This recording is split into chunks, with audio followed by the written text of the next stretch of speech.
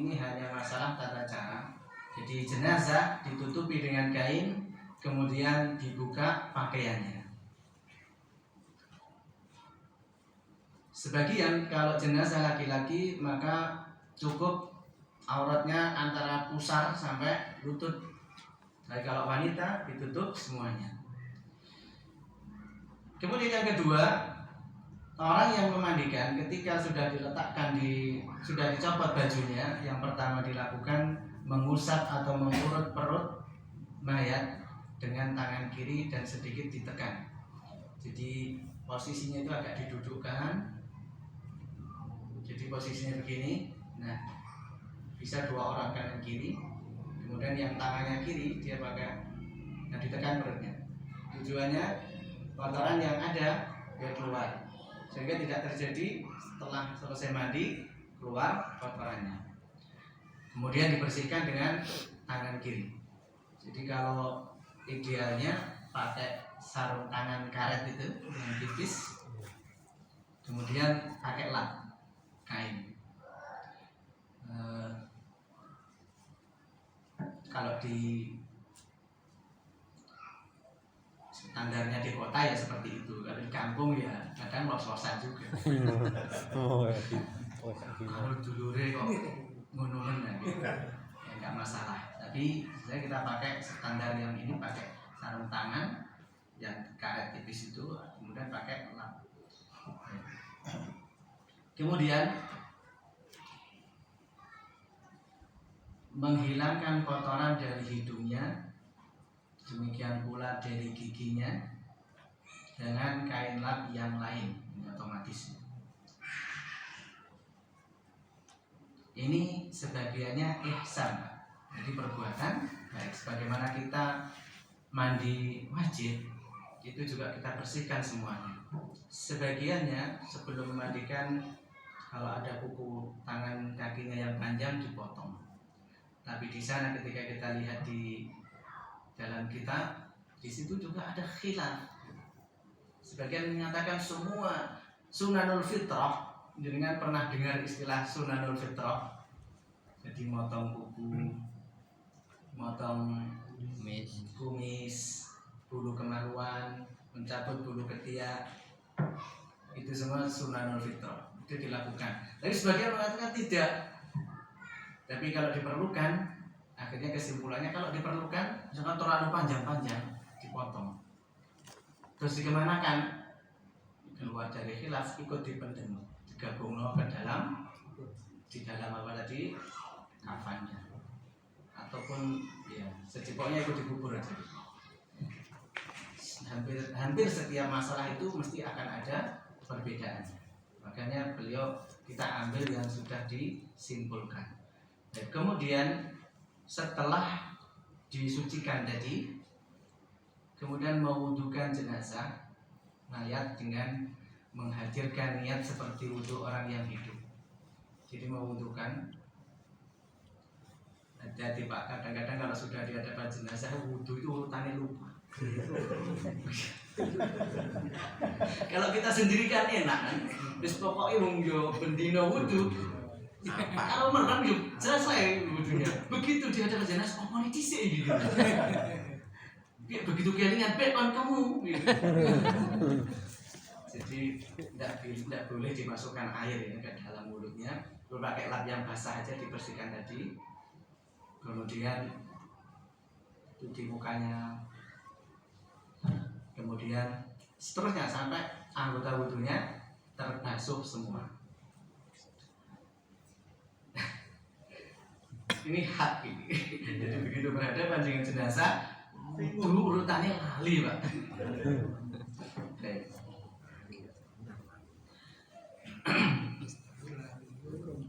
Jadi kalau nanti ada beberapa orang yang mengingatkan, oh mari gini, oh gini.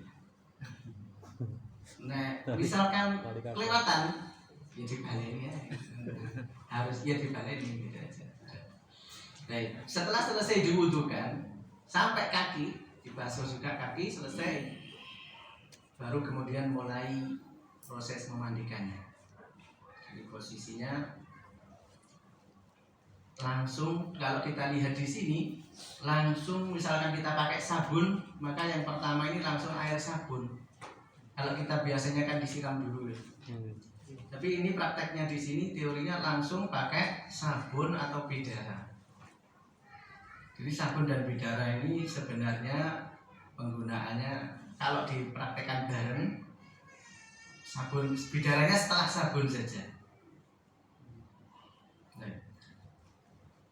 Yang pertama bagian kepala yang dibasuh, rambut ini sampai ke akarnya, ke kulit kepala, kemudian jenggot di sela-selai.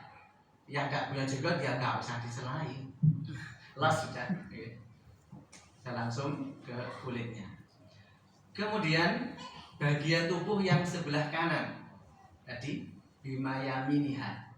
Jadi ketika terlentang gini, kanan dulu sampai permukaan atasnya selesai sampai kaki, lalu kemudian yang sebelah kiri, tangan kiri, dada sebelah kiri, terus sampai kaki sebelah kiri. Setelah itu yang kanan dimiringkan, ini bagian belakang.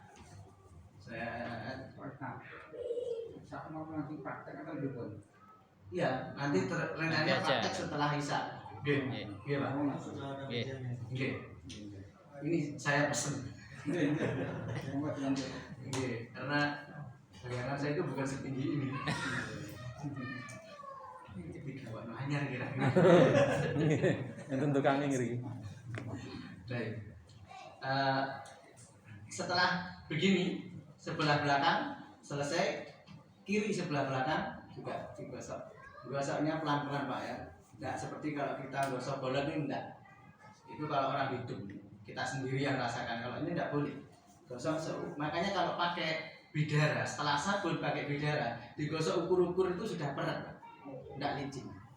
Kalau sabun itu harus lunyu, lah jangan kasih lunyu, terus digosok sampai keset. Kalau pakai bidara cepat. Nah, selesai, kemudian dibilas. Bekas bidara atau bekas sabunnya tadi dibilas semuanya dari ujung kepala sampai ujung kaki. Setelah itu dibasuh seluruh tubuh 3 kali dengan air yang murni. Nah, di siraman yang terakhir dari 3 kali siraman ini ditambahi air kapur barus. Jadi kapur barus itu ditumbuk lembut, kemudian disaring, kemudian dicampur air. Nah, itu yang disiramkan. Setelah itu selesai. Kadang seringnya itu tidak prepare, tidak disediakan, akhirnya kasar Pak. Disoknya kasar. Bayangan saya kalau kita hidup itu turu ya gereja-gereja kayak pasir gitu, kayaknya nggak layak. Jadi karena ini siraman terakhir, harusnya lembut, tidak ada gangguan lagi. Terlalu semangat, timbul itu kadang juga nembus setengah kilo, tapi numbuknya kasar. Masih bisa, sebenarnya itu kasar ini kan, masih di ini bersisa di kulitnya, di tubuhnya. Jadi ditumbuk halus begitu, termasuk bidaranya biar mudah mencucinya. Setelah ditumbuk campur air, kalau bisa disaring aja. Jadi kalau bidara masih mungkin karena dia posisinya dibilas, nanti sisa daunnya itu akan tetap hilang. Tapi kalau kafur ini terakhir ini masalahnya. Kemudian bagi wanita rambutnya dikepang 3. Ini ibu kayaknya sudah biasa. Yang dalilnya dari riwayat Imam An-Nasa'i tadi. Nah, tambahan dari riwayat Imam An-Nasa'i. Baik. Kemudian makna disebutkan oleh Safina An-Najah sehingga terdapat 5 kali basuhan. Jadi yang pertama dengan sabun atau bidara, kemudian dibilas, kemudian membasuh seluruh tubuh 3 kali. Jadi 5 kalinya di situ urutannya seperti itu. Yang terakhir airnya dicampur kapur barus sedikit di sini. ini yang saya bilang tadi, teman-teman kadang-kadang semangat sekali sehingga kabur barusnya banyak. Sampai saya itu kalau cium kabur barus yang teringat itu jenazah langsung. Karena mesti kalau bau kabur barus yang diingat jenazah. Karena biasanya paling menyengat baunya ketika itu. Nah, Idealnya berapa kabel barunya? tidak ada mungkin satu, pokoknya jangan misalkan satu air satu timba misalnya itu dicampur sudah tercium baunya selesai, kurang ditambahin. Tidak pernah ini saya, kalau misalnya segedung itu sudah cukup, nggak sampai harus setengah kilo atau seperempat gitu. Yang jelas disaring aja biar lembut. Kemudian kalau yang pakai cara minimal, jadi cara minimal kalau 5 itu kan sudah pertengahan. Kalau yang 3 kali, yang pertama dengan sider atau bidara atau sabun, kemudian dibilas, kemudian airnya itu sekali saja. Jangan bayangkan ini di Indonesia Pak yang airnya nggak beli.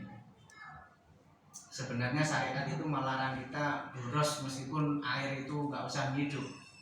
Berarti air itu mengalir sendirinya, kita tidak boleh boros. Jadi 3 kali, 5 kali itu utama, 5 kali itu sudah utama. Enggak harus direntak baju sak gentong gede, 2 gentong gede direntak, tidak dihitung. Ternyata nggak dihitung, seringnya itu loss gitu. Isi banyune gitu. Eman-eman.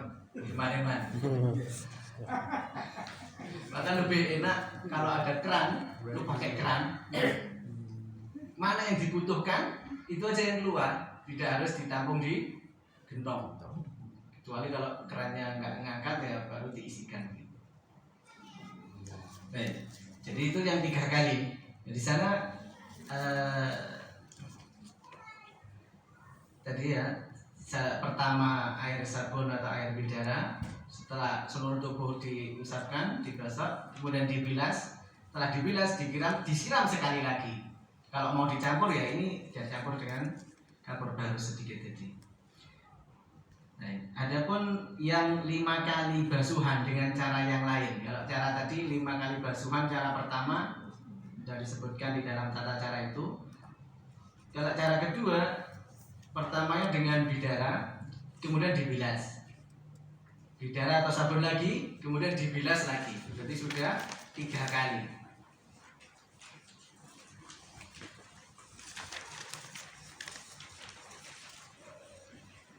Kemudian dibilas dengan air ya. Jadi setelah bidara dibilas lagi, kemudian terakhir dengan air yang dicampur kapur barus. Jadi sabunnya itu 2 kali. Sabun 2 kali, dibilas 2 kali, dibilasnya 3 kali.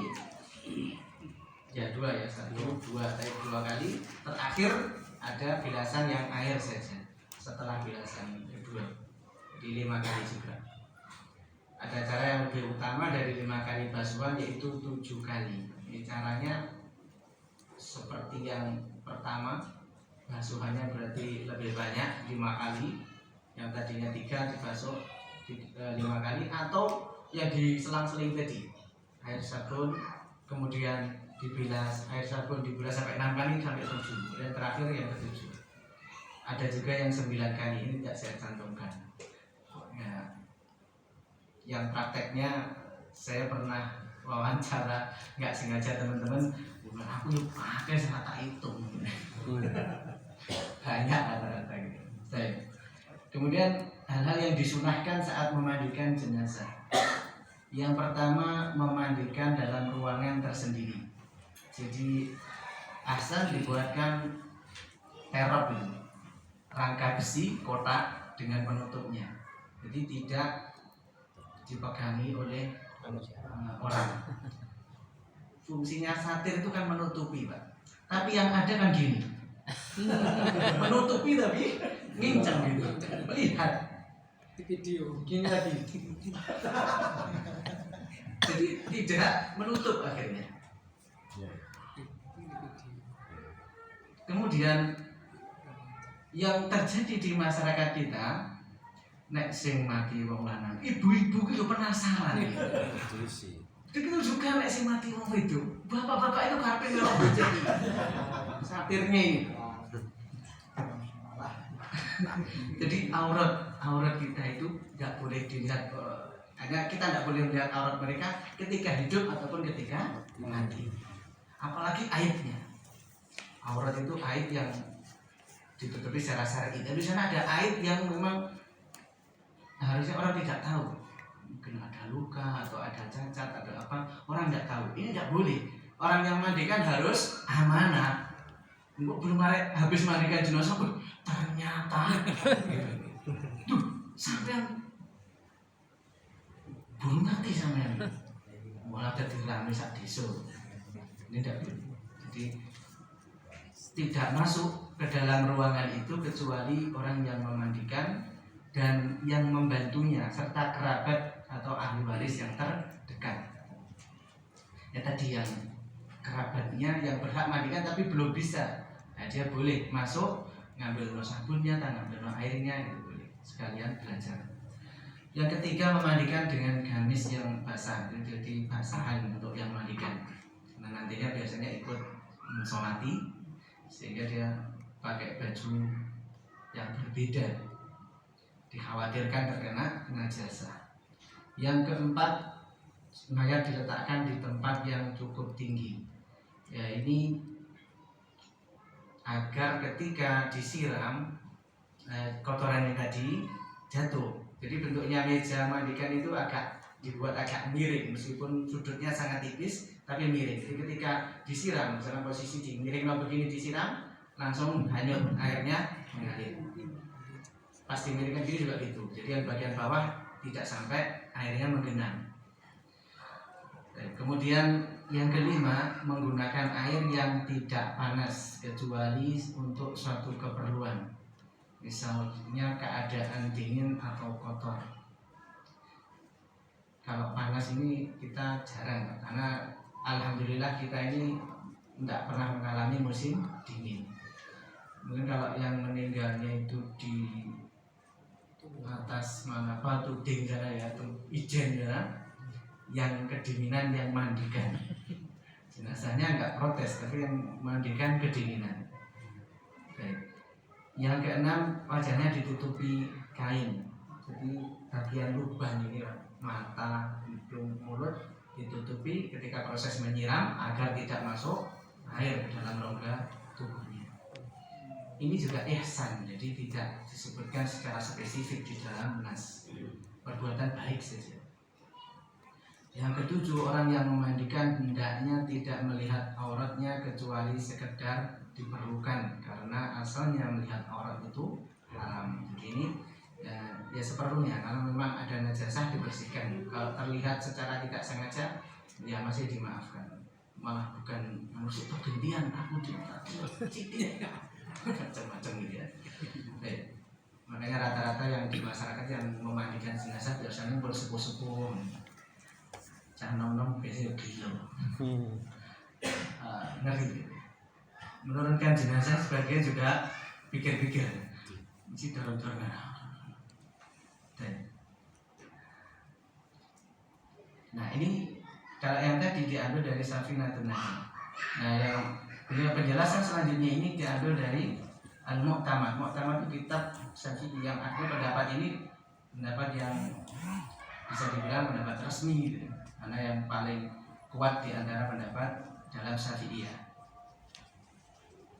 Jadi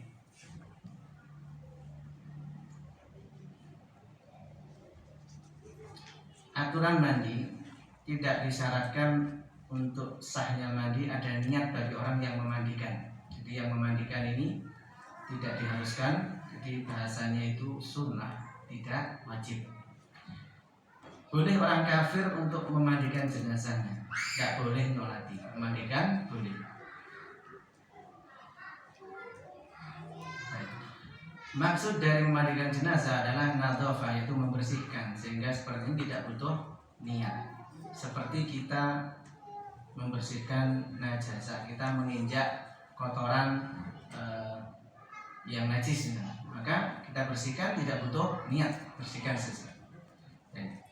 Yang butuh niat itu kalau yang hidup mandi junub, nah itu butuh niat karena dia sudah dapat taklif, masih ada beban syariat. Kalau yang mati dia sudah tidak punya beban syariat, sehingga kita membersihkan kedudukannya seperti membersihkan najis, tidak perlu niat atau tidak wajib. Nah, selanjutnya memandikan jenazah tujuannya adalah memuliakan dan membersihkan jenazah tersebut, dan hukumnya wajib untuk setiap jenazah kecuali yang mati syahid di medan perang, bukan yang mati syahid hukman. Misalnya yang mati tenggelam itu kan hukumnya syahid, tapi itu dimandikan seperti biasa. Nanti pas ada yang manuan itu kan wis kumpung sakwan-wan dan baru tidak usah dimandikan, enggak, tetap dimandikan ya, di airnya ya, itu tetap ulama mengatakan tetap dimandikan, kecuali kalau mati syahid. Nah ini meskipun ada khilaf, maka salah satu pendapat tidak dimandikan atau lebih kuatnya tidak dimandikan. Kemudian tidak disyaratkannya untuk memandikan jenazah bukan berarti tidak perlu memandikan orang yang mati karena tenggelam, ya. Baik, ini sudah. Kemudian aturan siapa yang memandikan, disyaratkan untuk yang memandikan adalah muslim jika jenazah itu muslim. Jika jenazah itu kafir, maka kerabat yang kafir yang lebih berhak untuk memandikan, baru kemudian kerabat yang muslim. Sebagaimana tadi kita sebutkan, Rasulullah perintahkan sahabat Ali untuk merawat jenazah bapaknya yang masih kafir. Seorang yang atau pembunuh jenazah tidak boleh memandikan jenazah tersebut. Selanjutnya, jika tidak didapati orang untuk memandikan jenazah laki-laki selain perempuan bukan mahram, jadi ada laki-laki, semua orang yang berhak memandikannya tidak ada kecuali perempuan bukan mahram, atau tidak didapati yang memandikan jenazah perempuan selain laki-laki yang bukan mahram, maka memandikan jenazah menjadi gugur. Cukup dengan tayamum untuk menggantikan mandi. Hal ini dikiaskan seperti orang yang mandi kemudian tidak mendapati air.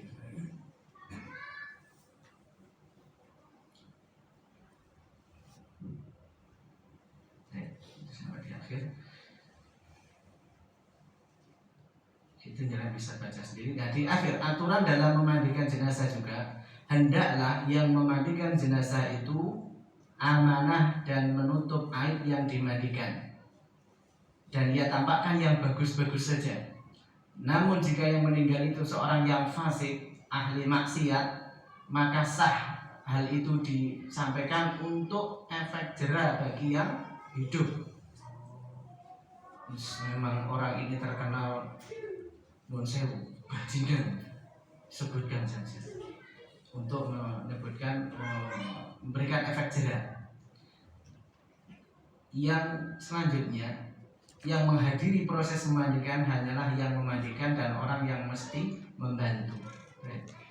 Kemudian selanjutnya, bagi wali dari jenazah boleh masuk dalam proses pemandian walaupun tidak memandikan atau membantu memandikan. Tujuannya untuk menyemangati dalam maslahat. Jadi biar wali itu tidak seolah lepas tangan. Jadi, memang dia nggak bisa mandikan, akhirnya dia ikut untuk memberikan tadi semangat. Kemudian kafan. Kafan ini ada yang minimalis, ada yang sempurna. Adapun yang minimalis adalah pakaian yang menutup semua badannya.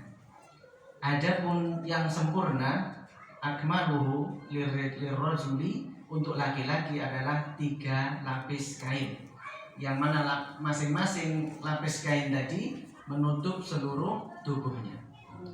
Untuk wanita itu ada gamis, jadi biasa kalau saya potong itu kain yang panjangnya mulai pundak sampai ke bawahnya bokong, kemudian itu dua dilipat begitu, kemudian dibolongi, jadi kayak dibolongi di lehernya begitu, nanti dimasukkan. Jadi kain itu kalau begini dibolong begini di ujung lehernya, nah ini bisa menutup sampai ke bawah bokong. Kemudian ada khimar, jilbab. Jadi seperti jilbab kotak itu, kalau perlu di sini dikunci pakai jarum, dijahit, plak, dipasang ukurannya ini, lalu dipasangnya bisa di luarnya gamis tadi. Kemudian sarung itu ya selebar kain yang menutup antara pusarnya sampai ke kaki. Nanti kalau ditutupkan gitu menutup sempurna. Kemudian baru di bawah sendiri itu 2 lapis kain yang menutup seluruh tubuh. Nah,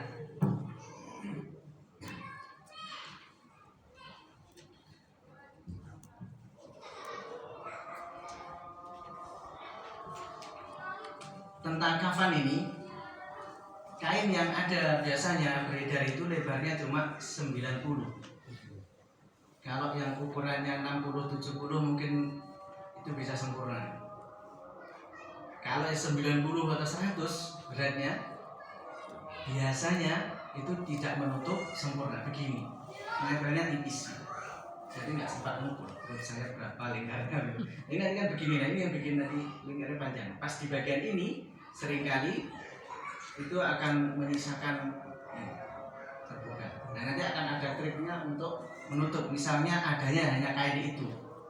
Tapi kalau jenengan longgar waktunya, ada mesin jahit, maka kain itu bisa disambung untuk mendapatkan yang lebih baik tertutup. Jadi kain yang lebarnya cuma 90 ini bisa kita kalau mau ini sambung dua kain, potong kain kita sambung, ditaruh yang paling bawah. Nanti untuk yang laki-laki tinggal ditambahin lagi dua potong. Jadi ini dihitung 1, yang ini 2. Nanti prakteknya akan kita sampaikan di sana. Bisa juga kain tadi letaknya nanti bersilangan untuk meminimalisir terjadinya terbukanya jenazah. Jadi nanti dibuat separuhan begitu. Kalau ini kita buka biar enak untuk yang nampak saja. Yang setelah ini Pak, itu berkaitan dengan sholat jenazah, kalau tidak perlu dibahas nanti ya. Nah masalahnya itu begini. Jadi posisinya separuh di sini. Jadi nanti jenazah ada di sini.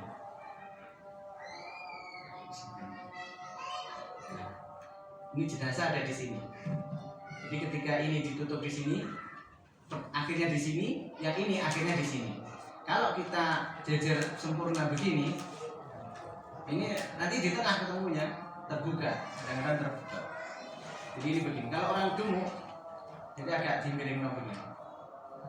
Yang paling bawah lurus, yang di sini agak dimiring begini. Jadi nanti ketika ini begini, ini begini, nah ini akan menutup. Jadi tidak sampai terbuka di tengah. Karena yang biasanya paling besar ketika ada tangan sendapatnya ini. Nah, kalau ini disambung selesai. Yang bawah tadi disambung, kemudian ini diletakkan, ini bisa lebar, yang ini diletakkan begini saja. Ini di sini. Begitu ini ditutup nol, ini langsung pakai, ini rapat sekali ya. Kalau sempat disambung, maka biar memudahkan dibuat, jadi kayak rukun kematian itu membuat sebelumnya. Kalau misalkan ini dibuat 1,5, itu sebenarnya sudah cukup. Jadi ini sampai bagi 2, disambung ke sini, satunya disambung ke sini. Jadi 3 kain jadi 2. Nanti buat lagi seperti itu, kemudian satu set ini untuk laki-laki, satu set untuk perempuan. Terus panjangnya jenengan bisa tambahkan atas 20, bawah 20 dari tinggi jenazah. Ini opsional aja. Kalau orangnya kurus tambah 10 itu sudah cukup, atau 15 sudah cukup. Tapi kalau yang gemuk biasanya nanti 20 itu aman. Jadi misal tingginya 160 maka ditambahkan 40 panjangnya. Jadi potong 2 meter. Itu aman udah. Tidak sampai nanti waktu ngikat bingung, nggak ada space-nya. Berusut bahaya. Belum waktunya dilepas, lepas duluan. Ini orang-orang soalnya mitosnya macam-macam. Kita jaga ini yang seperti itu, tahap ikram kepada jenazah. Jadi cukup mungkin segitu, Pak ya. Sudah ada nih. Insya Allah kita akan lanjutkan dengan prakteknya nanti setelah sholat. Kalau praktek sholat jenazahnya langsung sekalian nanti juga tidak masalah, karena itu lebih enak prakteknya daripada teorinya. Sambil kita pegang nanti. Dan kita cukupkan. Subhanakallahumma wa bihamdika asyhadu an la ilaha illa anta astaghfiruka wa atubu ilaik. Assalamualaikum warahmatullahi wabarakatuh.